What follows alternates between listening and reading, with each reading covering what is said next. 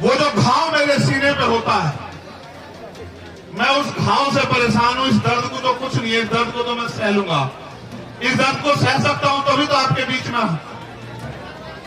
लेकिन जो घाव मेरे सीने पे रोज, पहली गोली जब शीशे पे लगी, वो शीशा मजबूत था, वो क्योंकि राउंड कम मिले, वो आसानी से आके ऐसा लगा जैसे पत्थर लग गया और सिर में। मैंने अपने साथियों से कहा कि भाई शायद किसी ने पटाखा छुपाया, किसका टायर पट गया। मैंने कहा पत्थर आके लगी दिखे। लेकिन जब दूसरी गोली लगी तब मुझे एहसास हुआ, तब मैंने मनीष से कहा भाई, मैंने कहा गिर गए हैं, गोली चल रही है। मैंने कहा गोली चल रही है, गोली लगी है। फिर मैंने अधिकारियों को बताया। ये बात मैंने आपको इसलिए बताई, मुझे एक बात का पता है, आदमी गोली तो नहीं मरता, आदमी मरता है डर से। और डर, जिस दिन मैं इस काम में आया था, मैं डर को घर छोड़ आया था। अगर डर में रहूंगा तो लोहे के बक्सों में रहूंगा, लोहे के बक्सों में रहूंगा, थारे किसी काम नहीं आ सकता हूं। अगर थारे बीच रहूंगा तो थारे भी काम आऊंगा, और मुझे लगता है कुछ करके भी दिखा पाऊंगा। तो मुझे, जैसे मेरी जान को खतरा है, पूरे भारत में भीम आर्मी आजाद समाज पार्टी के माध्यम से, और हमारे बहुजन पत्रकार भी, ये भी बात कहनी पड़ेगी, हमारे पत्रकार जो बहुजन समाज के हैं भाई, या जो ईमानदार पत्रकार हैं देश में, या जो ईमानदार से लड़ाई लड़ रहे हैं, भीम आर्मी आजाद समाज पार्टी के लोग, या किसान सभा के लोग, या हमारे जाट महासभा के लोग, या अन्य कोई बहुजन संगठन जो ईमानदार से लड़ाई, उन सबकी जान को खतरा है। आप मेरे लिए सुरक्षा की मांग कर रहे हो, मैं यहां भी सुन रहा था। कितने लोग इस सुरक्षा की मांग करोगे आप बताओ? और किस किस की सुरक्षा सुनिश्चित हो सकती है? इस सुरक्षा को सुनिश्चित करने का एकमात्र माध्यम है कि जो लोग सुरक्षा देने वाले हैं उनके हाथ आपके हो जाएं। जिनसे सुरक्षा मांग रहे हो उन कुर्सियों पे आप जाके बैठ जाओ। जिस दिन उन कुर्सियों पे आप बैठ जाओगे, ना चंद्रशेखर आजाद को खतरा होगा और ना किसी आम आदमी को खतरा होगा।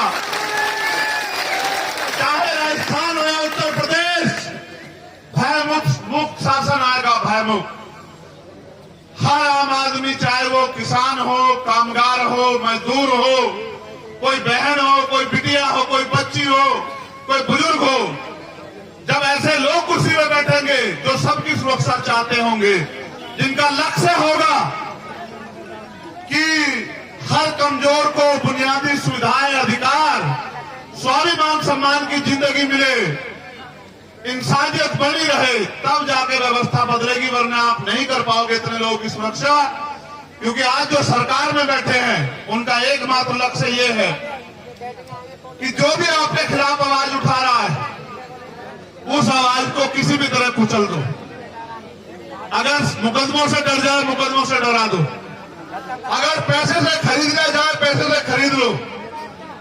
अगर और कोई डर दिखा के सीबीआई, इनकम टैक्स का ताला लगता लगा दो उसके मुंह पे। और अगर इनसे भी ना घबरा रहा हो तो गोलियों से उसके सीने को छलनी कर दो।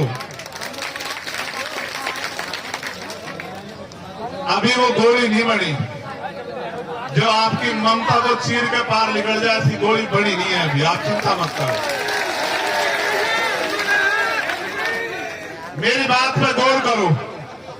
अब जो बात मुझे आपसे कहनी है कि मेरा पसीने में यहां जो हाल है, आपका क्या हाल हो रहा होगा? फिर मैं आपके लिए क्यों कुर्बान ना हो जाऊं, आप बताओ मुझे। जो मेरे लिए टांग पे खड़े हैं, जो इस गर्मी में मोटे से मोटा लगा के सर में सर जोड़ के यहां जो अड़े बैठे हैं, घर में वो पंखे के बगैर भी नहीं रहते होंगे, कूलर के बगैर भी रहते होंगे। अगर वो मेरी बात पे कर खड़े हैं तो उनके लिए मैं क्यों ना कुर्बान हो जाऊं? आप बताओ मुझे, क्या ऐसा कारण हो कि मैं कुर्बान ना हो जाऊं? देखो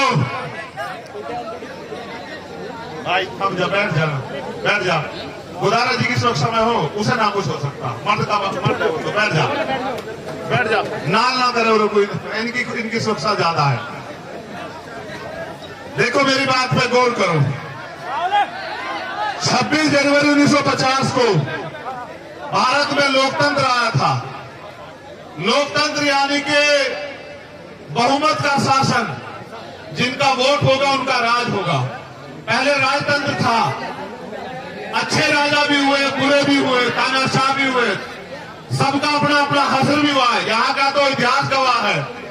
यहाँ तो किसान कामगारों ने मिलकर जो है राजशाही भी चलाई।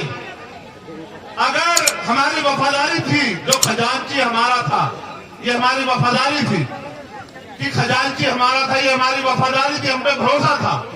और सेनापति गुर्जर समाज का था, ये भी हमारी वफादारी थी कि हमारी सेना पे भी भरोसा था। और राज भी हमारा था, क्योंकि राज करने वाले भी हमारे लोग थे। हम लोग मिलजुल कर राज कर रहे थे। मैंने ये यहाँ की बात बताई, लेकिन मैं आपको लोकतंत्र की बात बताता हूँ कि जिनका वोट होगा उनका राज होगा। आज आपको चाहे रोजगार चाहिए हो या न्याय चाहिए हो या कोई हक अधिकार चाहिए हो, हर चीज के लिए सरकार पे आप लोग निर्भर हो। लेकिन सरकार बनाने की शक्ति आपके अंदर है। जैसा मैंने कहा, जिनका वोट होगा उनका राज होगा। आप बस इस बात को नहीं समझ पाए कि वोट आपके पास है, राज दूसरों का है। अगर जिनका वोट है वो अपनी वोट को संगठित करके और एक एक वोट को अपने पक्ष में दे दें तो राज यहाँ आपका आ जाएगा। और जिनका राज आ जाएगा, आप ये बताओ, अगर राजस्थान में आपका राज होगा तो क्या राजस्थान में मुझे कोई खतरा हो सकता है क्या?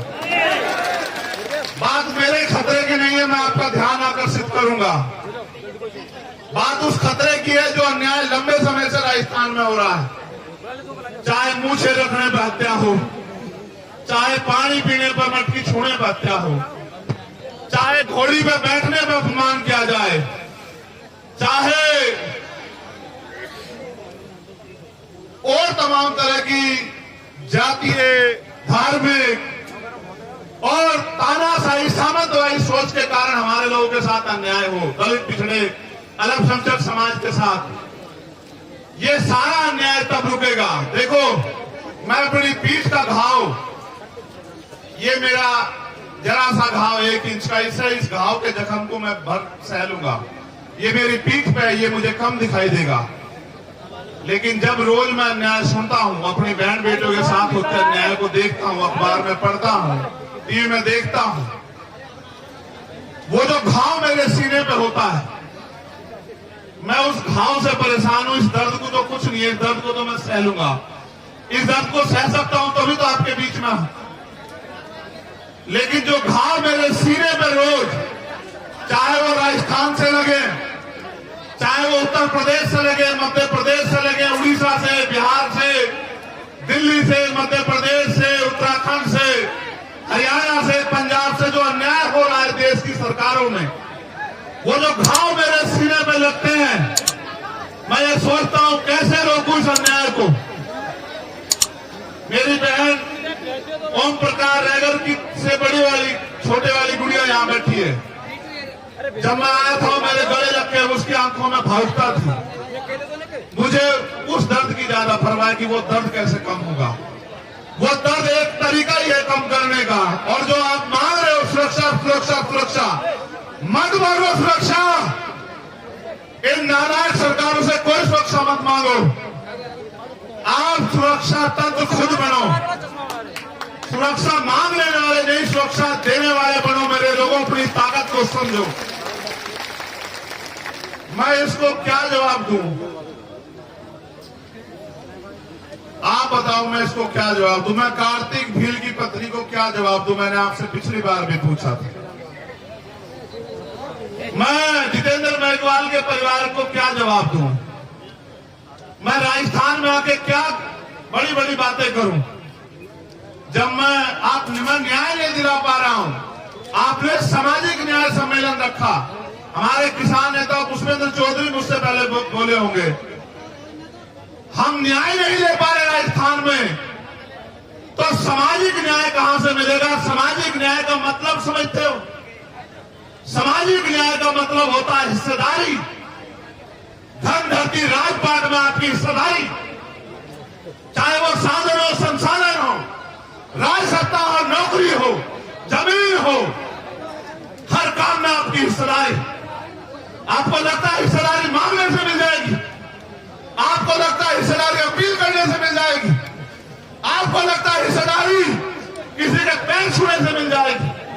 एक तरीका है लोकतंत्र में हिस्सेदारी लेने का, वो ये तरीका है जो बाबा साहब अम्बेडकर ने अपने चाचा बच्चों की कुर्बानी से आपको दिया। वोट का ताकत, वोट की शक्ति, वोट की शक्ति के बिना कोई तरीका नहीं सामाजिक न्याय मिल जाए। अगर ये सरकारें सामाजिक न्याय देना चाहती तो आप सोचो कि चुनाव होते हैं, सरकारें बनती है, सामाजिक न्याय क्यों नहीं मिलता? बताओ, किसान को उसकी फसल का दाम मिल रहा है क्या? सरकार आती है, किसान कागज लेके दफ्तरों में खड़ा रहता है। नौजवान को रोजगार मिल रहा है क्या? सीएचए की भर्ती वालों जिनके चक्कर में बच्चों के मैं जेल गया, उनको लाते मारी सरकार ने।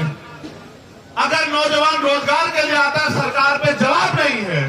महंगाई बेरोजगारी पे बात करोगे, जवाब नहीं है। गरीबों की ताकत और लोग जमीन छीन रहे, जवाब नहीं है। मैं भी गया वहां नवलगढ़, किसानों की जमीन पूंजीपतियों को दे दी, उसमें हिस्सा मजदूरों का भी था, क्योंकि किसान की जमीन पे किसान मालिक नहीं होता अकेला। किसान को तो मुआवजे की भी बात होती है, लेकिन उस किसान की खेती से जिनके घर चलते हैं, जिस किसानी से लोगों के रोजगार चलते हैं, उनकी हिस्सेदारी भी होती है। उनका भी सब कुछ चला गया। आजाद भारत में कुछ बंटवारा नहीं हुआ। ना जिन पे जमीन थी उनको जमीन मिली, न जो जिन पे उद्योग थे उनको उद्योग मिले, न जिन पे रोजगार था उनको रोजगार मिले। अगर मिला तो ये मिला कि जब भी हक की आवाज उठाई तो लाठियां मिली, गोलियां मिली, जेल मिली, मुकदमे मिले, अन्याय हुआ, अत्याचार हुआ, अपमान हुआ। और अगर किसने आवाज खोली तो उसका स्वागत गोलियों से हुआ।